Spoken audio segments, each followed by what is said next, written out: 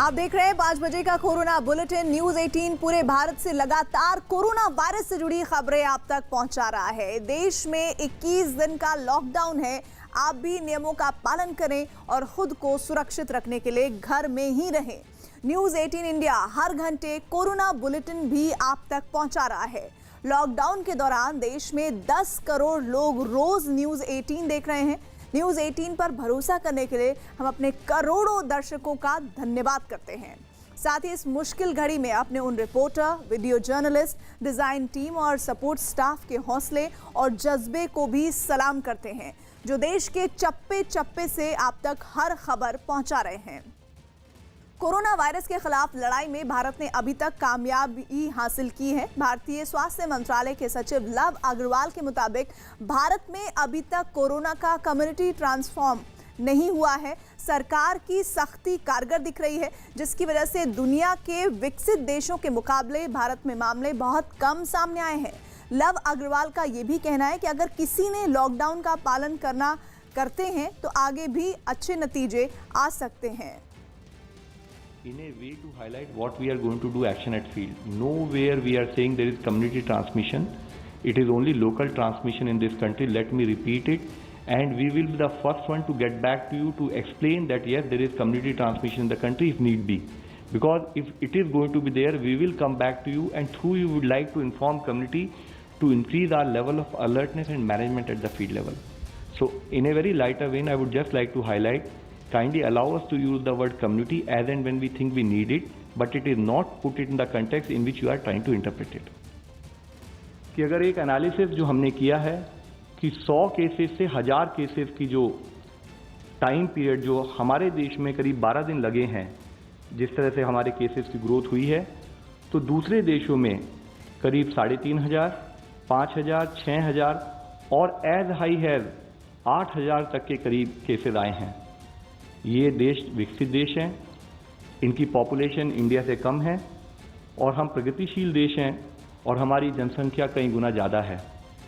इसका एक ही कारण मैं आप लोगों की दृष्टि में लाना चाहूँगा, वो है कि पब्लिक का सहयोग और हमारा कलेक्टिव प्रीएम्प्टिव एक्शन, हमारे efforts in terms of focusing on social distancing and also in terms of lockdown. However मैं फिर ये बात हाईलाइट करना चाहूँगा कि ये हमारी प्रतिदिन लेने वाली बैटल है। मेक्सिको में उस वक्त एक बड़ा हादसा हो गया जब सेना का एक हेलीकॉप्टर हादसे का शिकार हो गया। इस हादसे में एक अधिकारी की मौत हो गई, जबकि उसमें सवार 10 लोग बुरी तरह से घायल हो गए, जिसका एक वीडियो भी सामने आया जिसमें सेना का एक हेलीकॉप्टर उड़ता दिखाई दिया, लेकिन जमीन पर उतरने के दौरान वो अचानक हादसे का शिकार हो गया। हादसे की वजह से वहां धूल का गुबार छा गया और जब धूल का गुबार हटा तो मौके पर हेलीकॉप्टर के टुकड़े जमीन पर बिखरे दिखे। इतना ही नहीं, हेलीकॉप्टर से धुआं भी उठता नजर आया। इस बीच सेना का एक जवान वहां तेजी से दौड़ते हुए पहुंचा और हेलीकॉप्टर में सवार घायल जवानों को निकालने की कोशिश में जुट गया। और उधर यूपी के बरेली में जिले के बाहर से आए लोगों को सैनिटाइज करने के नाम पर उनकी जान से खिलवाड़ करने का मामला सामने आया, जिस पर कांग्रेस और समाजवादी पार्टी ने यूपी सरकार को घेर लिया, क्योंकि बरेली में बाहर से आए लोगों को सैनिटाइज करने के लिए सड़क पर बैठा दिया गया। इसके बाद उन्हें आंख बंद करने के लिए कहा गया और फिर उनके ऊपर केमिकल वाले पानी की बौछार कर दी गई। बताया गया कि केमिकल का छिड़काव होने की वजह से कई लोगों की तबीयत बिगड़ गई। कुछ लोग और बच्चों ने आंखों में जलन की शिकायत की। मामले की गूंज दिल्ली तक पहुंच गई और स्वास्थ्य मंत्रालय ने दोषियों पर कार्रवाई होने का दावा किया। डीएम बरेली ने इसको क्लैरिफाई किया है कि कुछ over the of action ignorance की वजह से कुछ एम्प्लॉयज ने लिया है एंड उसने उनके ऊपर जो रिक्वायर्ड एक्शन लेना है, उनको जो रिप्रिमांड करना है, वो एक्शन भी हो चुका है and I think that is self explanatory. और इससे पहले बरेली में मजदूरों पर हुए केमिकल के छिड़काव पर कांग्रेस महासचिव प्रियंका गांधी ने सरकार पर हमला करते हुए ट्वीट किया। यूपी सरकार से गुजारिश है कि हम सब मिलकर इस आपदा के खिलाफ लड़ रहे हैं, लेकिन कृपया करके ऐसे अमानवीय काम मत करिए। मजदूरों ने पहले से ही बहुत दुख झेल लिए हैं, उनको केमिकल डालकर इस तरह नहलाइए मत। इससे उनका बचाव नहीं होगा, बल्कि उनकी सेहत के लिए और खतरे पैदा होंगे। वहीं समाजवादी पार्टी के अध्यक्ष और यूपी के पूर्व सीएम अखिलेश यादव ने मजदूरों पर हुए केमिकल के छिड़काव पर सवाल उठाते हुए ट्वीट किया। यात्रियों पर सैनिटाइजेशन के लिए किए गए केमिकल छिड़काव से उठे कुछ सवाल। क्या इसके लिए विश्व स्वास्थ्य संगठन के निर्देश हैं? केमिकल से हो रही जलन का क्या इलाज है? भीगे लोगों के कपड़े बदलने की क्या व्यवस्था है? साथ में भीगे खाने के सामान की क्या वैकल्पिक व्यवस्था है? बीएसपी प्रमुख मायावती भी बरेली में मजदूरों पर केमिकल के छिड़काव पर सवाल उठा रही हैं और सरकार से कार्रवाई की मांग की। उन्होंने ट्वीट किया, देश में जारी जबरदस्त लॉकडाउन के दौरान जन उपेक्षा व जुल्म ज्यादती की अनेकों तस्वीरें मीडिया में आई हैं, परंतु प्रवासी मजदूरों पर यूपी के बरेली में कीटनाशक दवा का छिड़काव करके उन्हें दंडित करना क्रूरता व अमानवीयता है, जिसकी जितनी भी निंदा की जाए कम है। सरकार तुरंत ध्यान दे। और इधर प्रधानमंत्री नरेंद्र मोदी ने समाज के अलग अलग वर्गों के लिए काम करने वाली समाज कल्याण संस्थाओं के शीर्ष लोगों से बातचीत की। वीडियो कॉन्फ्रेंसिंग के जरिए अपनी बातचीत में प्रधानमंत्री ने समाज के जरूरतमंद लोगों के साथ मानवता के लिए काम कर रही संस्थाओं के प्रयासों की सराहना की।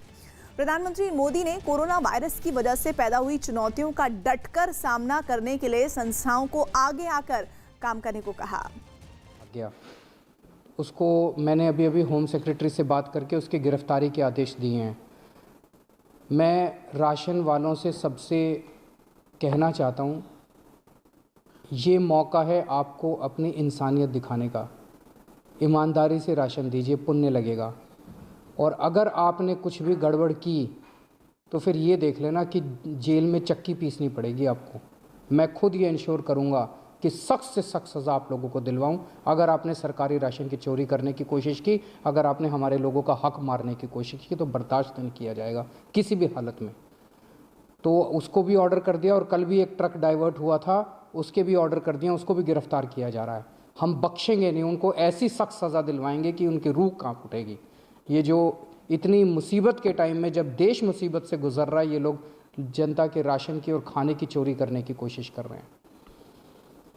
कई जगह से ये सुनने में आ रहा है कि जिन लोगों के पास राशन कार्ड है उनको तो राशन मिल रहा है, जिनके पास राशन कार्ड नहीं है वो लोग कह रहे हैं कि हमें भी राशन दिलवाया जाए।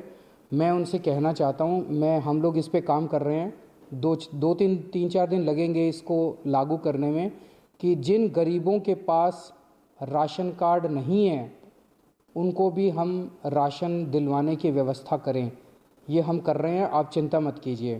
क्योंकि अभी दुकानों के बाहर उन लोगों की भी काफ़ी ज़्यादा शोर शराबा हो रहा है जिनके पास राशन कार्ड नहीं है, वो कह रहे हैं हमें भी राशन दो, आपको दिलवाएंगे राशन। तब तक आप लोग जहाँ जहाँ हमने खाने की व्यवस्था की है जिन सेंटर पे, आप वहाँ पे खाना खा के अपना गुजारा कर लीजिए। दो चार दिन का हमें टाइम दीजिए, आपके लिए हम राशन की व्यवस्था कर रहे हैं। अभी इन दिनों में लॉकडाउन की वजह से सारे स्कूल बंद हैं, हमें काफ़ी चिंता हो रही है अपने बच्चों की शिक्षा को लेके। उसके ऊपर हमारे शिक्षा मंत्री मनीष सिसोदिया जी ने कुछ खाका बनाया है, वो आपके साथ उस पूरे खाके को शेयर करेंगे। धन्यवाद सबको, नमस्कार। एजुकेशन से संबंधित कुछ निर्णय लिए गए हैं। उसमें सबसे पहला तो यह है कि नर्सरी से 8वीं तक के जो बच्चे हैं, ख़ासतौर से 6ठी 7वीं 8वीं के बच्चे या उससे पहली क्लासेस के भी जो एग्ज़ाम हो रहे थे, और दिल्ली में कुछ हिस्सों में तो राइट्स की। और इधर गौतम बुद्ध नगर और गाजियाबाद के दौरे पर पहुंचे यूपी के सीएम योगी आदित्यनाथ ने अधिकारियों को फटकार लगाई। उन्होंने नोएडा में कोरोना के लगातार बढ़ रहे मामलों पर अधिकारियों के साथ अहम बैठक की और जिले के डीएम के काम पर नाराजगी जताई। सीएम योगी ने उस कंपनी को सील नहीं किए जाने पर सवाल उठाए जिसमें कोरोना के सबसे ज्यादा मामले सामने आए हैं।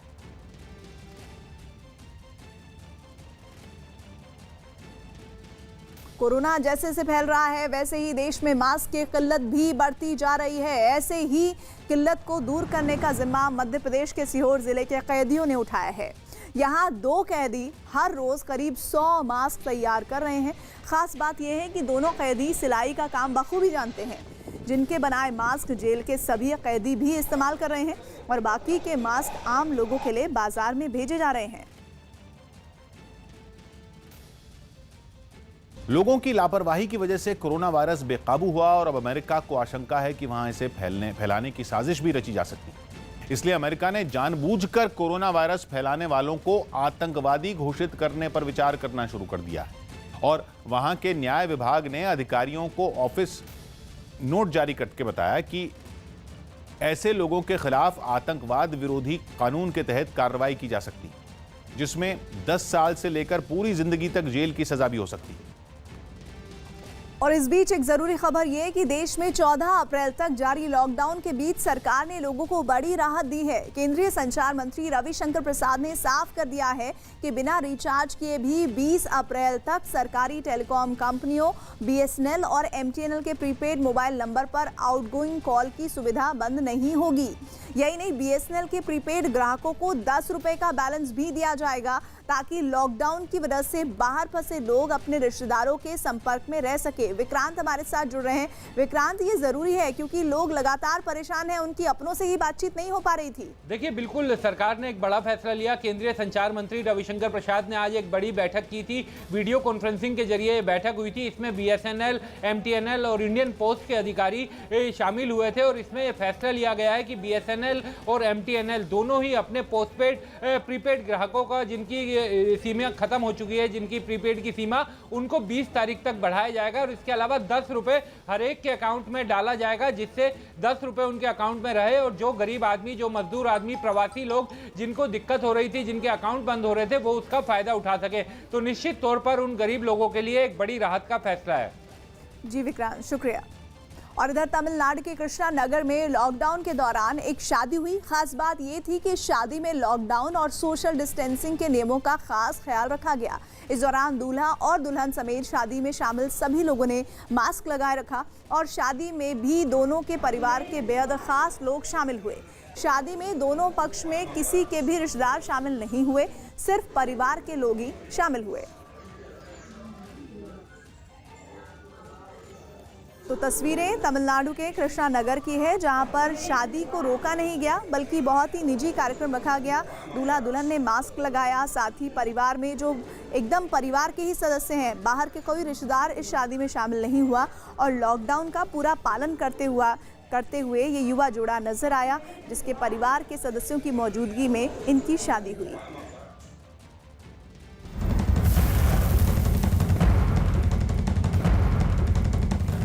और एक बड़ी खबर इस वक्त आ रही है। नोएडा में कोरोना पॉजिटिव मामले बढ़ते जा रहे हैं और अब यह आंकड़ा 37 तक पहुंच चुका है। पूरे उत्तर प्रदेश में 88 कोरोना के मरीज अब तक हो चुके हैं। लगातार एक के बाद खबरें आ रही है। नोएडा में कोरोना के मरीजों की तादाद लगातार बढ़ रही है। अजीत हमारे सहयोगी इस वक्त हमसे सीधे जुड़ रहे हैं। अजीत, नोएडा को लेकर के बेहद चिंता भी जाहिर की है मुख्यमंत्री ने, लेकिन अब जो ताज़ा आंकड़ा आ रहा है वो चिंताजनक 33 मामले हो चुके हैं नोएडा में ही।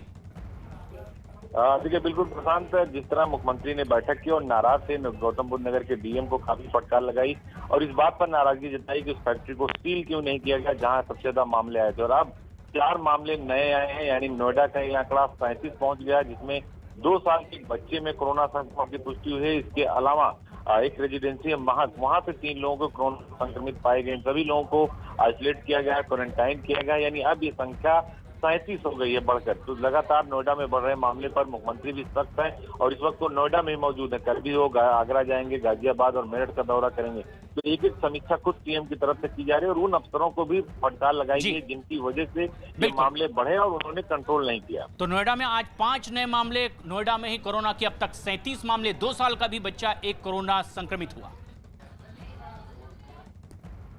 और उधर मध्य प्रदेश के टीकमगढ़ में लॉकडाउन के समय बहू को विदा करके लाना पूरे परिवार को भारी पड़ गया। नियम के उल्लंघन के मामले में बहू के सामने ही कार में बैठे सभी लोगों को पुलिस ने मुर्गा बना दिया, जिसके बाद सभी लोगों ने माफी मांगी।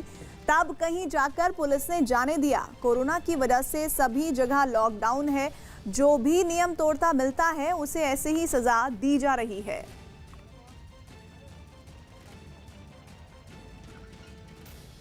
और दिल्ली के मयूर विहार फेज 3 में विधायकों के ऑफिस के बाहर सैकड़ों लोग खाने के इंतजार में बैठे रहे। असल में 11 बजे बंटने वाला खाना दोपहर तक लोगों को नहीं मिल सका।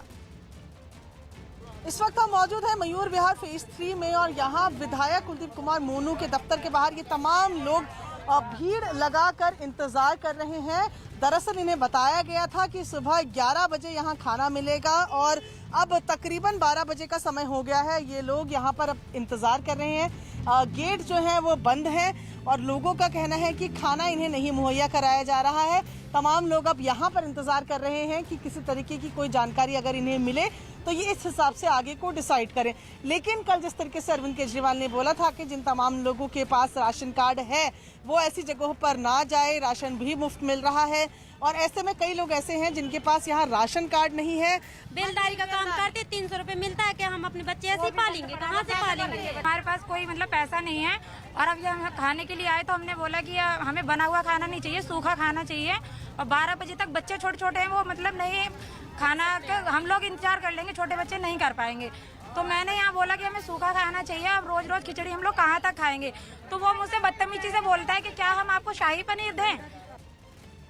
और अब चलते हैं कोरोना कंट्रोल रूम।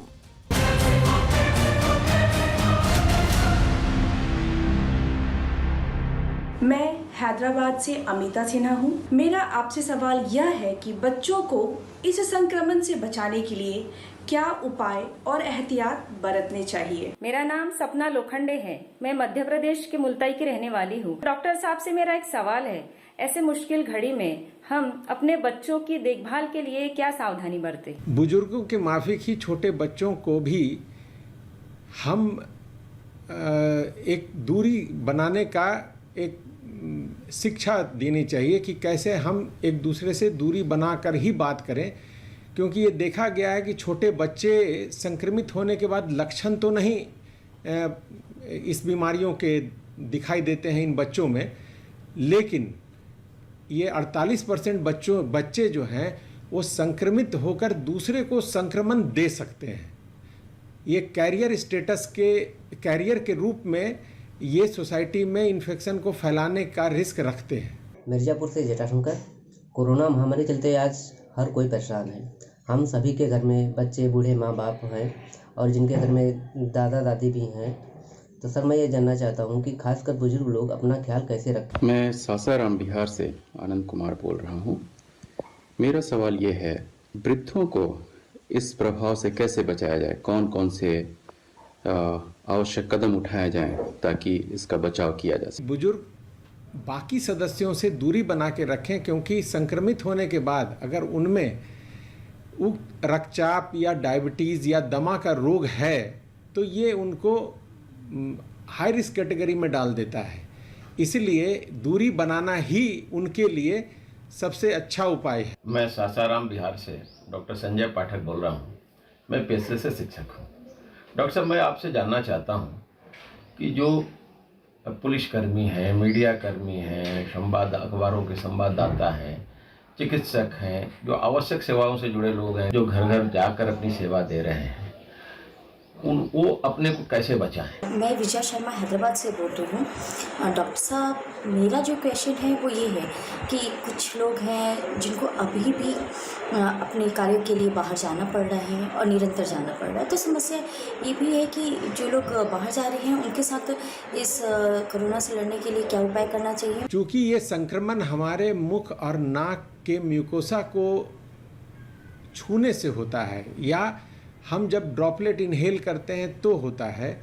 तो ऐसे में जो रेगुलर जा रहे हैं अपने ड्यूटी पे, जो जाना उनके लिए ज़रूरी है, तो परहेज के लिए उनको मास्क लगाना ज़रूरी है। दूसरा, ये मास्क हमारे कुछ लोगों को ये एक आदत होती है अपने मुख और नाक को छूने की। ऐसी स्थिति में ये मास्क हमें बचाता है अपने ही संक्रमित हाथों को अपने ही नाक और मुंह को छूने से। और समय समय पर बीच बीच में हमें अपने हाथों को साबुन पानी से या सैनिटाइजर से साफ रखते रहना चाहिए जब तक कि हम वापस अपने घर को लौट नहीं आते।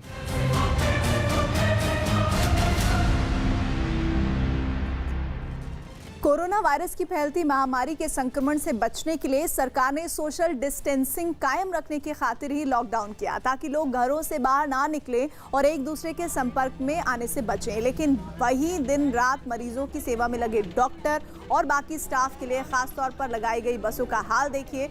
पूरे बंदोबस्त पर सवालिया निशान ये तस्वीरें लगा रही हैं। खचाखच भरी बस में मौजूद एम्स स्टाफ का कहना है कि हॉस्पिटल में तो सोशल डिस्टेंसिंग का ध्यान रखते हैं, लेकिन यहाँ बस का क्या करें।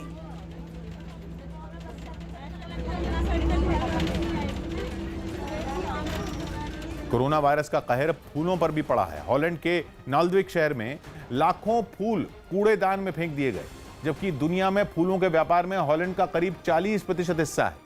वहां दुनिया का सबसे बड़ा फूलों का बाजार है, जहां से हर साल करोड़ों फूल और पौधे बेचे जाते हैं। लेकिन इस बार कोरोना वायरस की वजह से बाजार में फूलों के खरीदारी नहीं है, इसलिए वहां एक फूल मंडी में कई लोगों ने फूलों के गुलदस्ते जमीन पर फेंक दिए। गुलाब के गुलदस्ते और छोटे छोटे गमले भी जमीन पर पड़े दिखे। एक साथ इतने फूल फेंके गए कि फूलों का अंबार लग गया और फिर एक गाड़ी की मदद से फूलों को कूड़ेदान में डाला गया। बताया गया कि हॉलैंड में उगाए गए 80% फूलों को खरीदार नहीं मिलने की वजह से फेंक दिया गया। यह हाल तब है जब वहां ट्यूलिप सीजन चल रहा है। इस दौरान वहां ट्यूलिप समेत दूसरे फूलों की मांग सबसे ज्यादा होती है, लेकिन कोरोना वायरस ने पूरा कारोबार चौपट कर दिया।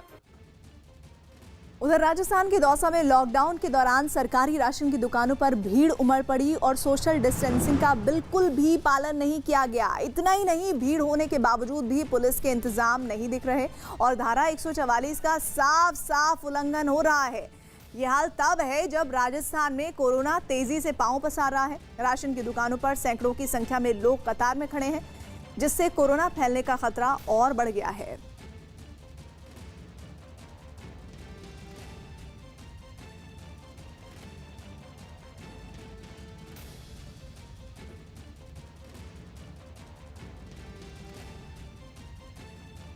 और गौतम बुद्ध नगर से खबर, जहां गाजियाबाद के दौरे पर पहुंचे यूपी के सीएम योगी आदित्यनाथ ने अधिकारियों की फटकार लगाई है। उत्तर प्रदेश नोएडा से ये खबर, जहां पर कोरोना के लगातार मामले बढ़ रहे हैं, उस पर अधिकारियों के साथ उन्होंने अहम बैठक की है। जिले के डीएम के काम पर नाराजगी जताई है। बकवास कर करके आप बकवास मत बंद करो अपना।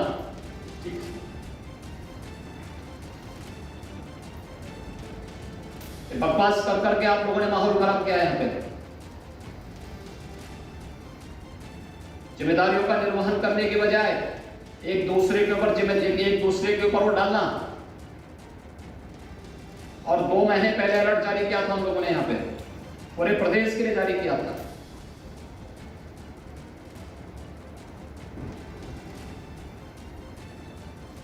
बकवास मत बंद करो अपना।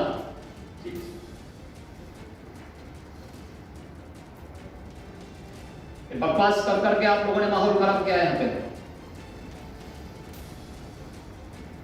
जिम्मेदारियों का निर्वहन करने की बजाय एक दूसरे के ऊपर जिम्मेदारी, एक दूसरे के ऊपर वो डालना। और 2 महीने पहले अलर्ट जारी किया था हम लोगों ने, यहाँ पे पूरे प्रदेश के लिए जारी किया था।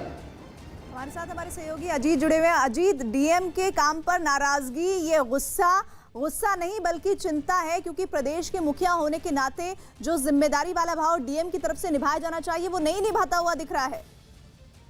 देखिए, बिल्कुल मुख्यमंत्री इसी बात को लेकर काफी नाराज थे। उनका साफ तौर पर कहना था कि जो है उन्होंने काफी नाराज थे। उनका बकवास बंद करो, बकवास मत करो आप लोग। और आप लोगों को 2 महीने पहले अलर्ट किया गया था, आप लोगों ने कोई काम नहीं किया। उस जहां सबसे ज्यादा लोग मिले तो उस फैक्ट्री को नहीं सील किया गया और अफसर एक दूसरे के ऊपर आरोप लगा रहे हैं, तो एक दूसरे के ऊपर अपनी जिम्मेदारी थोप रहे हैं। तो बिल्कुल ठीक बात नहीं और सख्त कार्रवाई की जाएगी। काफी नाराज थे मुख्यमंत्री और भारी बैठक में जिलाधिकारी और सीएमओ को जमकर फटकार लगाई और कहा कि चुप रहिए आप लोगों को कोई काम करना नहीं आता। इतनी जानकारी और अलर्ट के बाद भी 2 महीने पहले अलर्ट दिया गया तो आप लोगों ने बकवास करके पूरे माहौल को खराब कर दिया। तो जिस तरह गुस्से में सीएम योगी दिखे, उस तरह बहुत कम वो नाराज होते। लेकिन क्योंकि कोरोना पॉजिटिव मरीजों की संख्या नोएडा में बढ़ रही है और लापरवाही की वजह से हुआ है, उसको लेकर सीएम काफी नाराज है और उसको लेकर सख्त भी है। इसमें कई अफसरों पर कार्रवाई भी हो सकती है अगले 2 से 3 दिनों में। प्रीति, उम्मीद की जानी चाहिए कि अब इस सख्ती के बाद, इस डांट फटकार के बाद हालात कुछ सुधरे नोएडा के। शुक्रिया।